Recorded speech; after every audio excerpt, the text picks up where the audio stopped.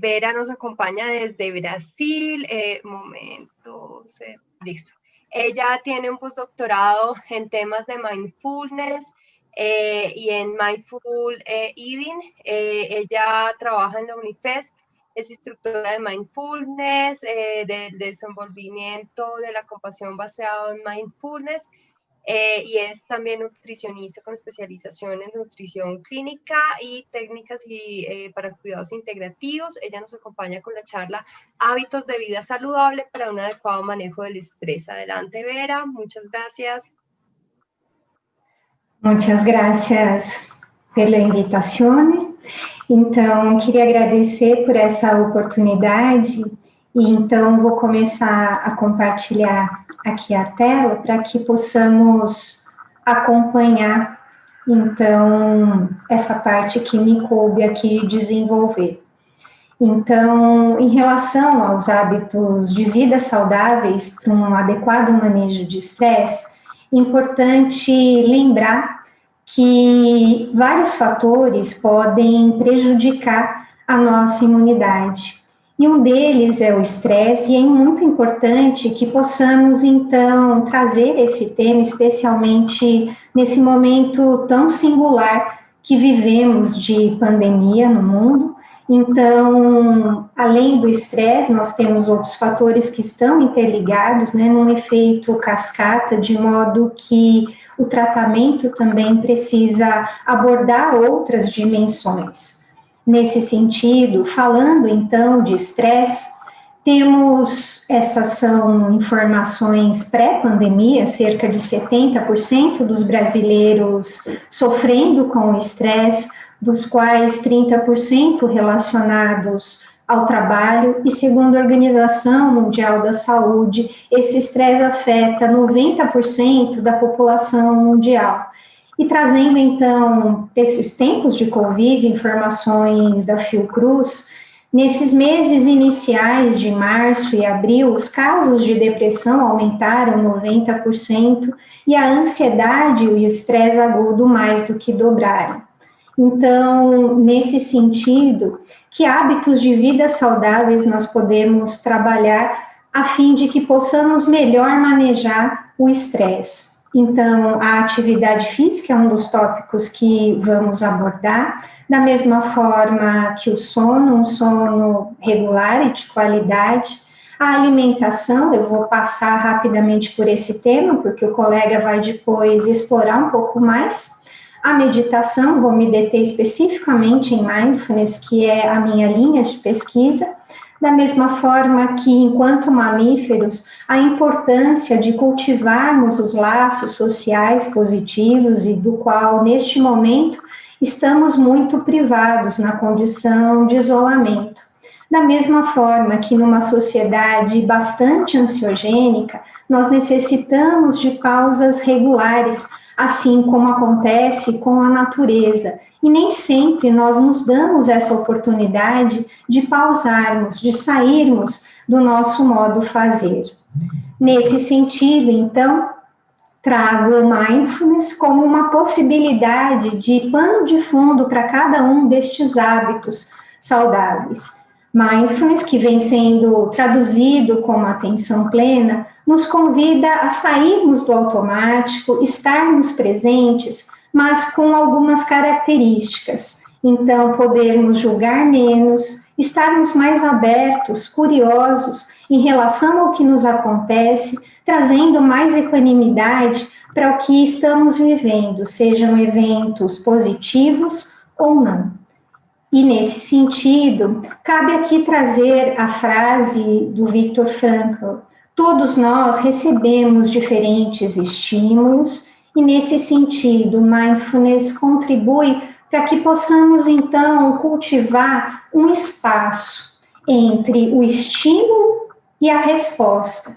Então, ao invés de acionarmos apenas a nossa amígdala cerebral e sermos tão reativos, o convite é que possamos ter esses pequenos espaços de consciência, para que possamos, então, responder de uma maneira mais funcional, ao invés de reagir, permitindo então que o córtex pré-frontal possa atuar e não apenas a nossa amígdala.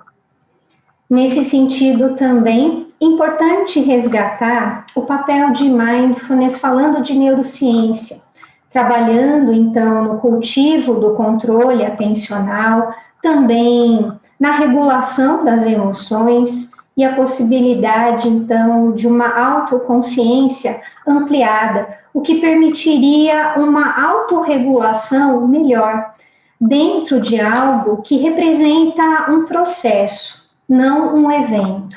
Começando então inicialmente com o nosso esforço e no nosso modo fazer cotidiano, com tantas tarefas no dia a dia, para cultivarmos a possibilidade, então, de termos uma mente que divaga menos, que é capaz de trazer o foco, de trazer a atenção e permitirmos, então, que permitimos que não haja tanto esforço para que possamos simplesmente ser.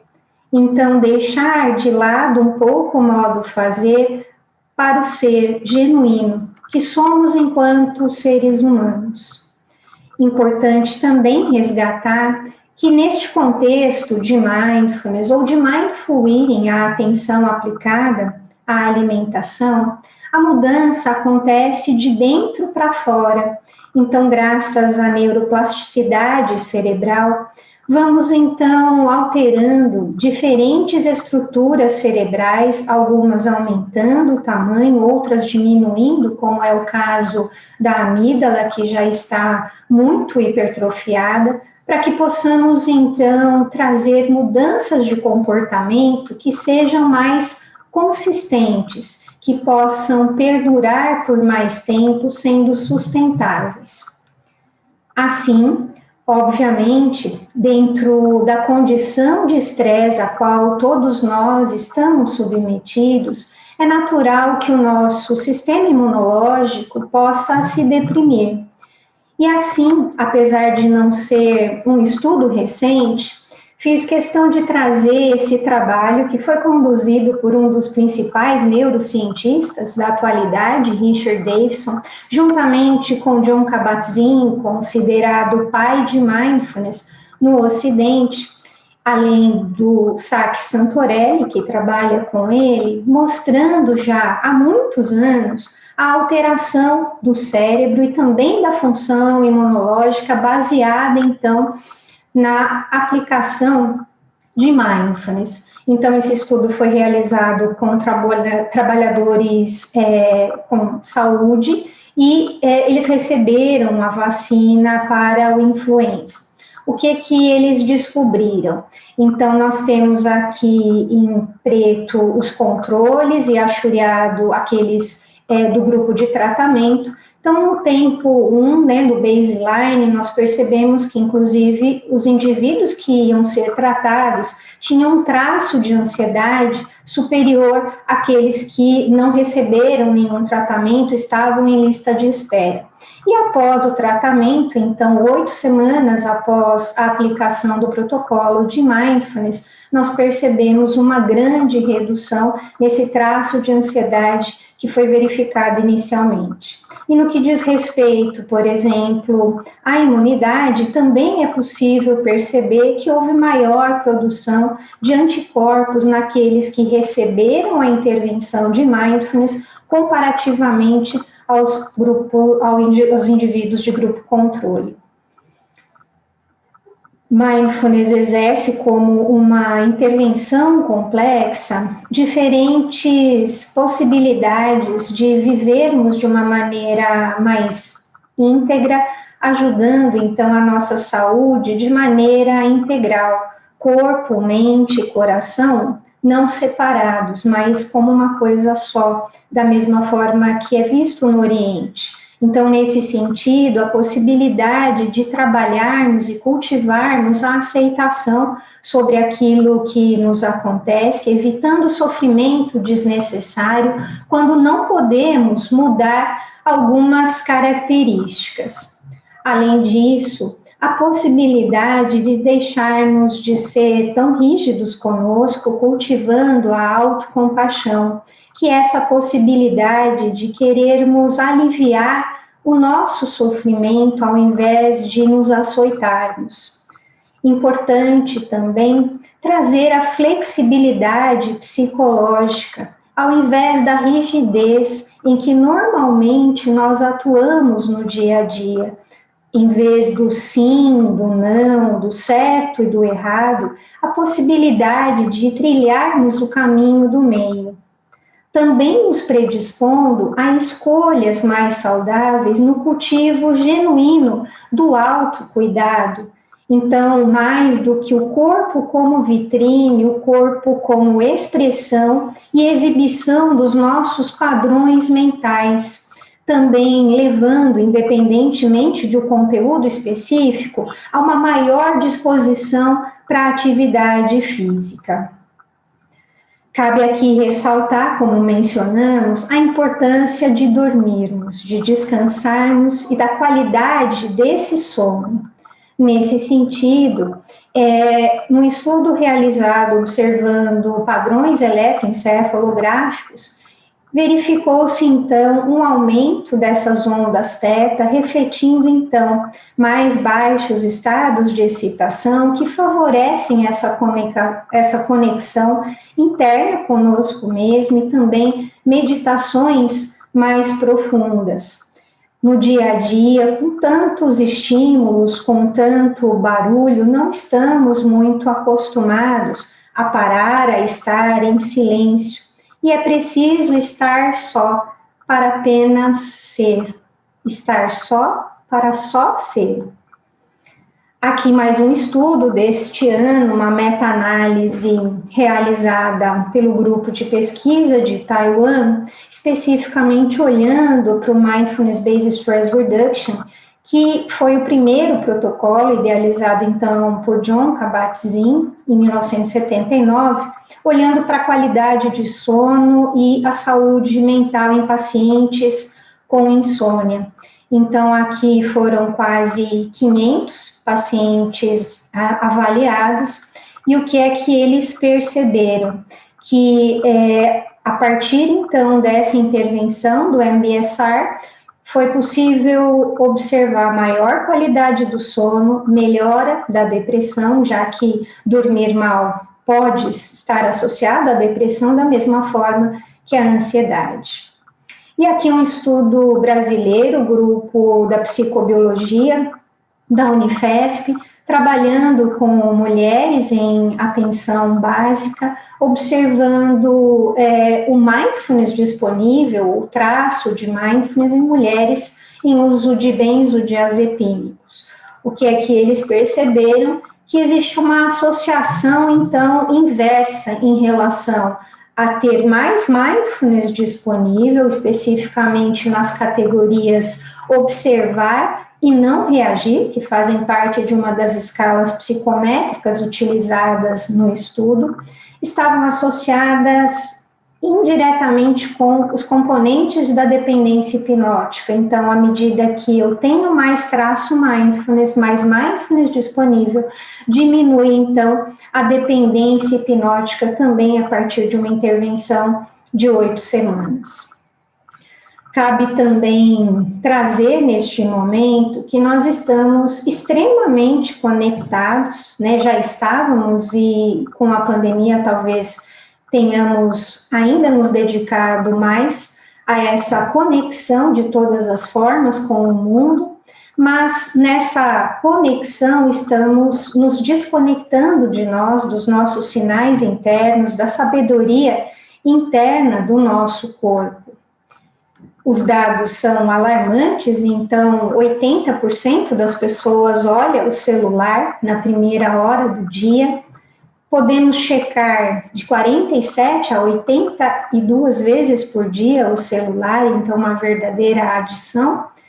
75% de nós gostariam de se desintoxicar, então utilizar menos as redes, mas da mesma forma que mudanças de estilo de vida, né? Então mudar um hábito é algo que requer persistência, disciplina, e os estudos mostram que também há necessidade de adicionarmos a compaixão, porque apenas 25% ou menos de nós são capazes de efetuar essa mudança. Falando então da alimentação, brevemente, não há nenhum alimento mágico em relação à melhora da imunidade e também em relação ao estresse. Nós temos uma via de mão dupla. O alimento, ele é distração e prazer, então, além do aspecto hipotalâmico, também o lado hedônico da alimentação, podendo contribuir para mais estresse, ou a partir de uma condição de estresse ou de ansiedade, nós mudarmos, então, as nossas escolhas. Nesse sentido, devemos, então, lembrar, esses são estudos mais recentes, a partir de 2015, da psiquiatria nutricional, que apesar dos alimentos não serem remédios, uma alimentação, então, mais natural, pode ajudar a reduzir a probabilidade de sofrermos de estresse, de ansiedade, de depressão, da mesma forma que se dedicarmos mais atenção ao que estamos comendo, então mindful eating, nós temos estudos mostrando num follow-up de 3 anos que é possível também reduzir os sintomas de depressão. Falando nisso, então, como aspecto inflamatório, já mencionado pelo Dr. Ricardo, nós vimos que termos um padrão de alimentação pró-inflamatória, então mais rico em produtos processados, industrializados, pode fazer com que haja maior produção das citocinas pró-inflamatórias, interleucina 1, 6, fator de necrose tumoral, que também estão ligadas aos sintomas de depressão e ansiedade, além de ativar o sistema hipotálamo, hipófise e adrenal. Nesse sentido, genericamente falando, valeria a pena para uma boa saúde física e mental descascarmos mais, desembalarmos menos, então trazendo produtos mais naturais, frescos, para a nossa alimentação. Para além, então, das calorias, pensando... 2 minutos? 2 Sim. minutos. Sim. Falando, então, da dieta low carb, tão em moda, nesse momento específico, em todos estão um pouco mais estressados, então não seria uma boa opção, já que os carboidratos favorecem a entrada de triptofano no cérebro, aumentando a produção de serotonina, o triptofano, que é um aminoácido precursor da serotonina, que nos traz o bem-estar, que nos traz a saciedade. De outra forma, o açúcar, a gordura e o sal ativando o sistema de recompensa, o núcleo accumbens do cérebro, sobrepondo-se então ao córtex pré-frontal, além de ativar também o eixo hipotálamo, hipófise adrenal. Esse é um estudo precursor que trabalhou com quase 300 pessoas de 60 a 64 anos, olhando então para a dieta ocidental, com mais gordura, com mais sal, avaliando então a região do hipocampo, num estudo longitudinal de 4 anos, a região do hipocampo, que é responsável pela aprendizagem, pela memória e regulação do humor. Então, o que eles observaram foi que, à medida que, na verdade, a dieta tem uma característica mais pobre, que seria essa, com mais alimentos processados e menos produtos frescos, a deterioração, a redução do volume hipocampal é mais pronunciada. Outro estudo, então, interessante também com MBSR, avaliando o comer emocional tão frequentemente relatado nessa época de pandemia, independente de ser classificado como uma condição de doença, porque todos nós apresentamos. O que se verifica aqui é que, independente de apresentar um comer emocional ou não, após a intervenção de mindfulness, ambos os grupos, de comer emocional e os que não eram comedores emocionais, também tiveram esse comer emocional, que é buscar o alimento por conta de emoção, também foi reduzido. A consciência corporal trazida para o universo de mindfulness e mindful eating, trazendo a possibilidade de uma melhor relação conosco, com o outro e também com o nosso corpo. Nós não resolvemos o estresse no lugar onde ele surge, é preciso, então, voltar para casa, voltar para o corpo. Por fim, então, as pausas tão difíceis de serem executadas nesse mundo ansiogênico, eu trago aqui uma prática simples que é utilizada na maioria dos protocolos, que consiste em, primeiro, percebermos o que está presente na nossa experiência, pensamentos, sentimentos, sensações, voltarmos para nós, na respiração, repousando a atenção aí por alguns instantes, e ampliando, então, para o corpo como um todo, para a situação que estamos vivendo, a fim de que possamos trazer, então, mais respostas e menos reações. O convite final, então, encerrando a minha apresentação, é que nós possamos estar presentes, então, vivendo mais, não apenas olhando, mas observando, não apenas engolindo, mas saboreando, não apenas dormindo, mas sonhando, não apenas pensando, mas sentindo, não apenas existindo, mas vivendo. Esses são os meus contatos, agradeço a atenção de todos. Obrigada.